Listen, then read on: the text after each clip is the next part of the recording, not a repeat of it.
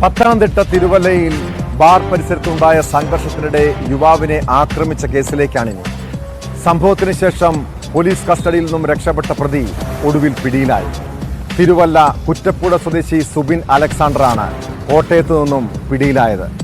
2 ദിവസം മുൻപ് രാത്രിയിലാണ് തിരുവല്ല പോലീസ് സ്റ്റേഷനിൽ നിന്നും പ്രതി സുബിൻ രക്ഷപ്പെട്ടത്.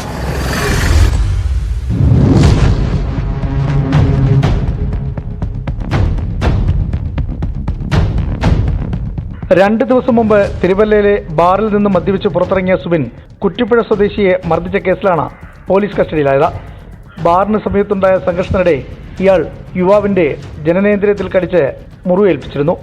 തിരുവല്ല പോലീസ് സ്റ്റേഷനിൽ എത്തിച്ച പ്രതി പിന്നീട് പോലീസിനെ വെട്ടിച്ച് രക്ഷപ്പെട്ടു.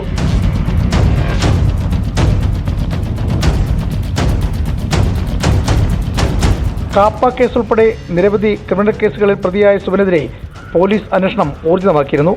സുബിനെത്താൻ സാധ്യതയുള്ള ബന്ധുവീടുകളിലും സുഹൃത്തുക്കളുടെ വീടുകളിലും 2 ദിവസമായി പോലീസ് അന്വേഷണം നടക്കുന്നതിനിടയിലാണ് കോട്ടയം റെയിൽവേ സ്റ്റേഷനിൽ നിന്നും പ്രതി പിടിയിലായത്.